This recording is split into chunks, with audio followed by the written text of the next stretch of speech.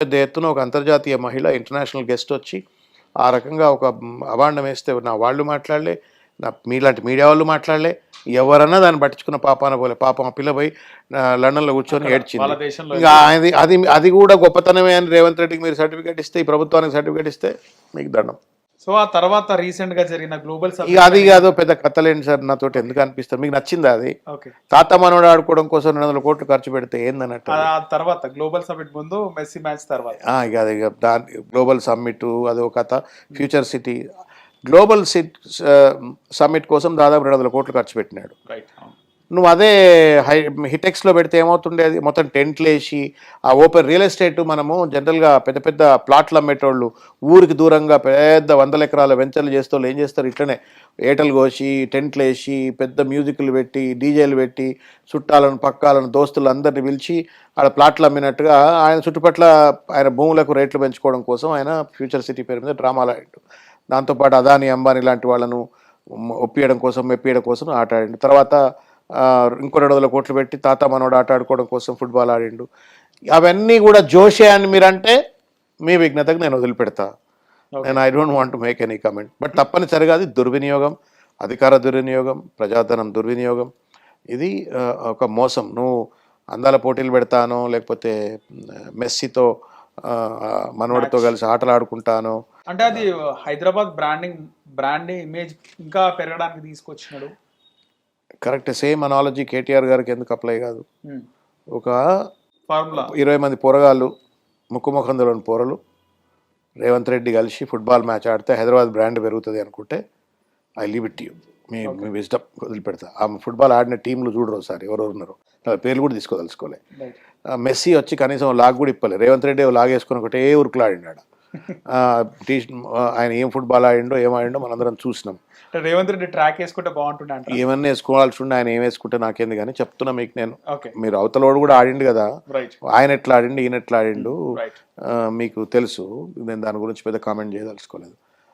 Question ఏంటి అంటే, నువ్వు ప్రజలకు ఇచ్చినటువంటి ఒక వాగ్దానాల వైఫల్యాల నుండి ప్రజల దృష్టిని మళ్లించడం కోసం అందాల పోటీ అంటావు, లేకపోతే మెస్సీ మ్యాచ్ అంటావు. కేటీఆర్ గారు ప్రపంచంలోనే ఈవీ సెక్టర్ పెరుగుతుంది ఇప్పుడు. ఎలక్ట్రికల్ వెహికల్ మ్యానుఫ్యాక్చరింగ్ బాగా పెరుగుతుంది, ప్రమోట్ చేస్తుంది, కేంద్ర ప్రభుత్వం ప్రమోట్ చేస్తుంది ప్రపంచం అంతా. తెలంగాణ కూడా మనకు IT industry hub, ITS hub, pharma hub, manufacturing మనం చాలా పూర్ ఉన్నాం. There is an opportunity for you to promote electric sector, vehicle manufacture. Already ఇప్పుడు కొన్ని మనకు హైదరాబాద్లో కొన్ని కంపెనీలు వచ్చినాయి. ఇంకా పెద్ద ఎత్తున ప్రమోట్ కావాలంటే ఇప్పుడు టెస్లా లాంటి వాళ్ళు, ఇంకా పెద్ద పెద్ద వాళ్ళంతా కూడా వచ్చి ఇక్కడ ఎలక్ట్రిక్ వెహికల్స్ మ్యానుఫ్యాక్చరింగ్ పెట్టాలంటే వాళ్ళందరినీ మనం ఒకసారి తెలంగాణ చూపెట్టాలా. వాళ్ళకి ఇక్కడ ఒక ఈవీ మోటార్ రేసు ఆయన ప్రమోట్ చేసినారు. దానివల్ల లక్షల కోట్ల పెట్టుబడి, లక్షల ఉద్యోగాలు, దాంతోపాటు ఒక కొత్త రంగంలో తెలంగాణకు ఎంట్రీ, ఒక పారిశ్రామిక పురోగతి లభిస్తుందని చెప్పి ఆలోచించారు. ట్రైపార్టైట్ అగ్రిమెంటు, ప్రభుత్వం నుండే ప్రభుత్వం ఒక agreement holder, private sponsored agency ఒక అగ్రిమెంట్ హోల్డరు, ఈవెంట్ ఆర్గనైజర్ ఎవరైతే ఆ బండ్లు పట్టుకొచ్చాడో పెట్టి చంద్రబాబు నాయుడు మోడీ బతలాడితే కూడా పోయి వాళ్ళు పెట్టలేదు. అటువంటి తెలంగాణకు వచ్చింది అది, ఏ పార్టిసిపేషన్ వచ్చింది. వచ్చినోడికి వాడికి ప్రభుత్వం తరపు నుండి బ్యాంకు ద్వారా డబ్బులు ఇస్తే అది ఫ్రాడ్ అయిపోయింది, కేసు పెట్టాలన్నట్టుగా నానా తాపత్రయపడతా ఉన్నారు రేవంత్ రెడ్డి. 200 కోట్ల రూపాయలు మీకు మళ్ళీ పూర్తిగా మీకు తాతకు దగ్గులు నేర్పినట్టు నేర్పాలి నేను మీకు. That event was approved by the cabinet. ఇది ఎక్స్టెన్షన్. అది నేను దాని గురించి చర్చ అయిపోయింది, ఏం పీకేది దాని మీద. వాళ్ళు అయ్యి ఉంటే ఈ పాటికే కేటీఆర్ గారు అరెస్ట్ చేద్దరు వాళ్ళు. ఒకవేళ నిజంగానే అది తప్పు అయి ఉన్నట్టయితే కేటీఆర్ గారిని అరెస్ట్ చేసి ఉండేవాళ్ళు. అది చేయట్లేరు అని అంటేనే దాంట్లో ఏం లేదు, డొల్లా, ఇది నిలబడేది కాదు, కోట్లు ముఖం వల్ల కొడతాయని చెప్పని దాన్ని పక్కకు పెట్టేసినారు. ఒకటి. రెండవది, నువ్వు 20-30 కోట్లకు అంత పెద్ద తప్పు అంటున్నావు. 200 కోట్ల రూపాయలు పెట్టి నువ్వు మనవడితో ఆట ఆడుకోవడానికి ఖర్చు పెడితే కరెక్ట్ అనిపిస్తుందా మీకు? సింగరేణి కాలరీస్ ఎవరి సొమ్మండి అది? సింగరేణి కాలరీస్ను నువ్వు స్పాన్సర్గా పెట్టి క్యాబినెట్ అప్రూవల్ తీసుకున్నావా సింగరేణి కాలరీస్ పెట్టడానికి? ప్రభుత్వం కూడా 51% షేర్ హోల్డర్ ప్రభుత్వం. అందులో ఎట్లా పెట్టినిచ్చినావు నువ్వు? ఎందుకో ప్రైవేట్ టెండర్లు పిలవలేదు మరి? చాలామంది బహుశా would have come forward to sponsor the event. ఎందుకు పెట్టలేదు? సింగరేణి కాలరీస్ పట్టుకొస్తావు. నువ్వు మ్యాచ్లు ఆడుకోవడానికే నీ ఎన్ని గ్రౌండ్లు చేసుకున్నావు? 5-6 గ్రౌండ్లు చేసుకుంటావు. మెదక్లో 3 గ్రౌండ్లు, ఆయన ఇంటి దగ్గర ఒక గ్రౌండు, ఆడో గ్రౌండు, ఈడో గ్రౌండు, కోట్ల రూపాయలు దానికి ఖర్చు పెట్టినావు. ఆ ఫుట్బాల్ గ్రౌండ్ను ఎల్బీ స్టేడియం, సార్ ఉప్పల్ స్టేడియంను క్రికెట్ స్టేడియంను ఫుట్బాల్ స్టేడియం మార్చేసినావు. 200 కోట్ల రూపాయలు. ఎవరు సొమ్మండి అది? మీరు మీడియా వాళ్ళు అడగరా? మీరు ఎంతసేపు కేటీఆర్ ఈవీ రేసు లేకపోతే అది ఇదే అంటారు, ఇది అడగరా? ఎక్కడ మీడియా అండి తెలంగాణలో? నాకు కూడా అర్థం కావట్లేదు. ఏ ప్రశ్నలు అడగా? దానికి తోడు ఆ పార్వతిరెడ్డి అట ఎవరో కొత్తగా నేను ఇవాళ చూసిన పార్వతిరెడ్డి అట, ఆమె ఏమట ఇప్పుడు ఫోటో దింపిస్తే 10 లక్షలు అని చెప్పినదట, పైసలు తీసుకుందట, ఆ పైసలు వాపస్ ఇస్తలేదట అని ఇవాళ చూసిన. ఏదో డయల్ న్యూస్ ఏల్ న్యూస్ ఏదో చూసిన ఇవన్నీ. మరి ఇవి అడగాలి కదా మీరు. అది వదిలిపెట్టి మీరు పాపం ఆ కేటీఆర్ చుట్టూ ఆయన హైదరాబాద్ బ్రాండ్ పెంచినోడు, IT employment, IT exports, IT investments పెంచిన ఆయన చుట్టుబడి ఆయన మీద పడి రేవంత్ ఏడుస్తుంటే దానికి బాజా కొట్టేటట్టుగా మీడియా వాళ్ళు వ్యవహరిస్తూ ఉన్నారు. దురదృష్టం. రైట్. సో ప్రజెంట్ సర్పంచ్ ఎన్నికలకు సంబంధించి ఏమంటారు? సర్పంచ్ ఎన్నికల రిజల్ట్ చూసి. సర్పంచ్ ఎన్నికలు వాస్తవంగా ఎట్లుంటాయంటే ఇప్పుడు మీరు కూడా మీరు మల్కాజీర్ అనుకుంటా కదా, మీకు ఆ పల్లెటూరులు కాదు కాబట్టి మీకు తెలియదు. కానీ కార్పొరేటర్స్ జనరల్గా స్థానిక సంస్థల ఎన్నికలు, ముఖ్యంగా ఈ గ్రామ సర్పంచ్ ఎన్నికలు కొంత రూలింగ్ పార్టీకి ఫేవరబుల్ ఉంటాయి, ఏ ప్రభుత్వం అయినా సరే. అది మీరు అందుకే కాంగ్రెస్ కూడా 10 ఏళ్ళు బీఆర్ఎస్ అధికారంలో ఉన్నప్పుడు ఎప్పుడు కూడా గ్రామ పంచాయతీ పెద్దగా లేవలేదు, గెలవలేదు. మీకు అసెంబ్లీ ఎలక్షన్స్ పక్కన పెడితే ఈవెన్ గ్రామ పంచాయతీ ఎన్నికలు ఇక్కడ గెలిచిన దాఖలాలు కనబడవు. సో అది ఉంటుంది. 90%కి ఎక్కువ గెలిచి ఉండాల్సి ఉండే. రేవంత్ రెడ్డి గారు నిజంగానే రైజింగ్ అయితే, తెలంగాణ రైజింగ్ అయితే, రేవంత్ రైజింగ్ అయితే, ప్రభుత్వం నిజంగానే కనుక బాగా పనిచేస్తే, ప్రజలు కనుక విశ్వాసం ప్రకటించి ఉన్నట్టయితే ఆయన 90%కి ఎక్కువ గెలవాలి.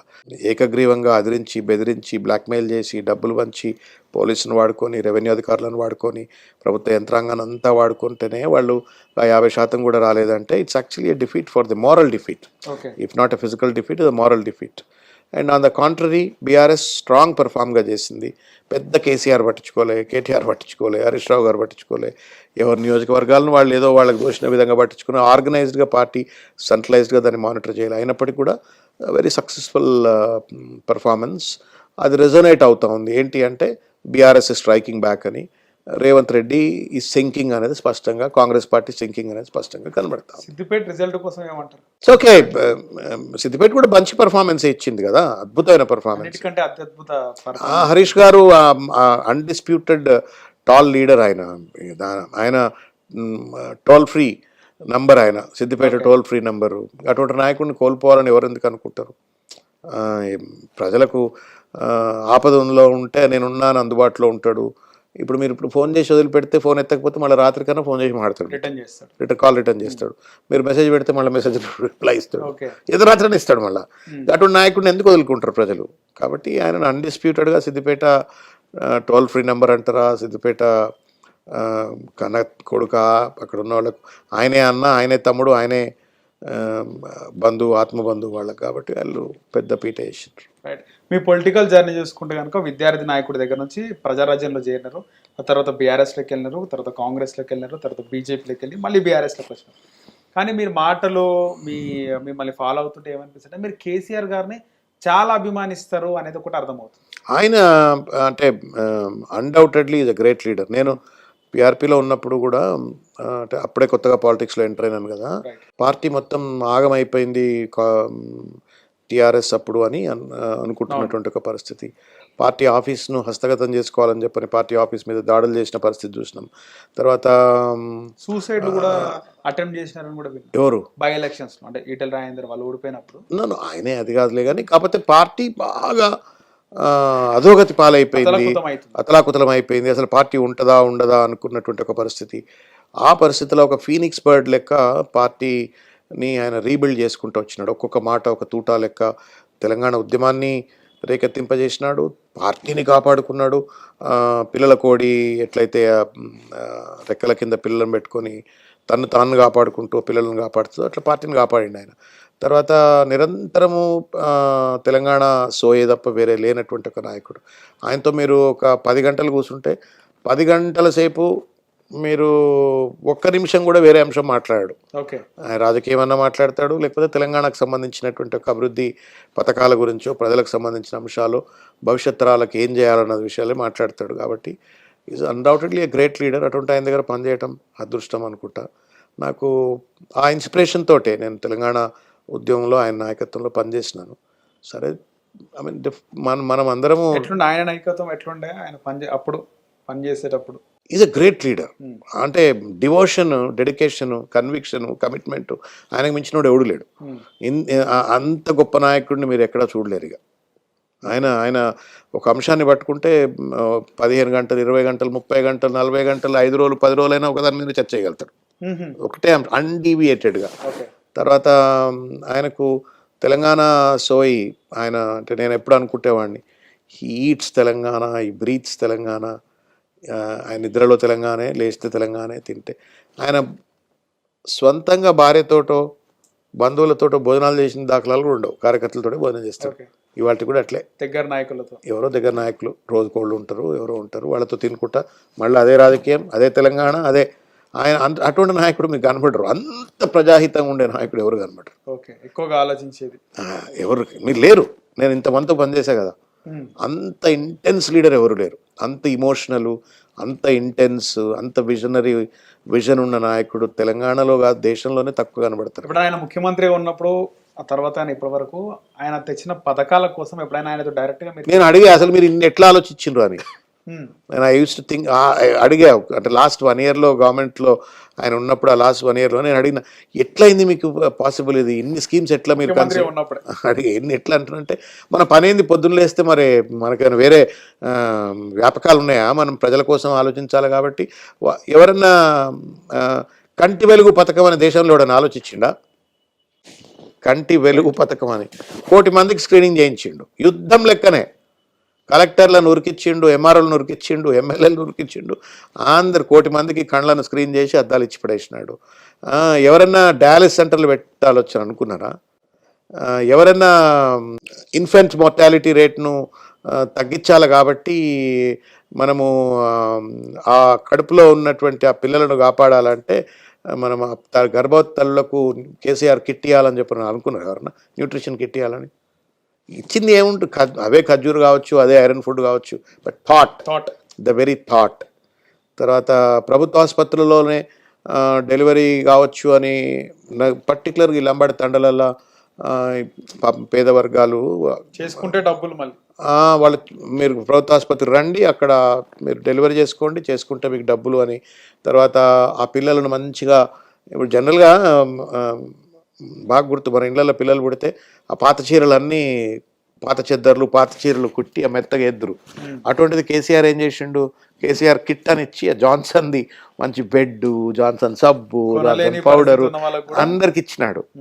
అది ఎంత థాట్ చూడండి, మైండ్. అది ఎంత ఒక గిరిజన తండలల్లో ఉండేటువంటి కోయగూడెంలో ఉండే మహిళ కొడుకో బిడ్డో పుడితే కేసీఆర్ అంటే ఆ లాలన, ద హ్యూమనిటేరియన్ అప్రోచ్ గవర్నెన్స్లో ఉండే. అందుకే రైతు బంధు వచ్చింది. హిట్ టీవీ యాప్, ఇందులో short news, live news, entertainment shows, movies, digital magazines తో పాటు మీ జిల్లా వార్తలను కూడా ఫ్రీగా చూడొచ్చు. ఇంకెందుకు ఆలస్యం, వెంటనే హిట్ టీవీ యాప్ ని డౌన్లోడ్ చేసుకుని ఫ్రీగా ఎంటర్టైన్మెంట్ పొందండి. Hit TV app, hit TV app, please download hit TV app. Hit TV app ని ఫ్రీగా డౌన్లోడ్ చేసుకుని ఎంజాయ్ చేయండి. మీకు నచ్చిన ఎంటర్టైన్మెంట్ కోసం హిట్ టీవీ యాప్ ని ఫ్రీగా డౌన్లోడ్ చేసుకుని ఎంజాయ్ చేయండి. హిట్ టీవీ యాప్ ని డౌన్లోడ్ చేసుకుని ఆస్వాదించండి, ఆశీర్వదించండి. ఇంతమంది సెలబ్రిటీలు హిట్ టీవీ యాప్ ని డౌన్లోడ్ చేసుకోండి అని చెప్తున్నారంటే ఎంత మంచి యాప్ ఆలోచించండి. అమెరికా అమెరికా అమెరికా అమెరికాలో చదవాలనుకునే వాళ్ళకి విశ్వసనీయమైన పేరు మన శౌర్య కన్సల్టెన్సీ. UK లో 1 year masters, UK లో 1 year masters, 2 years work permit up to 5 years visa. Contact Saurya Consultancy. Contact 89851 89851.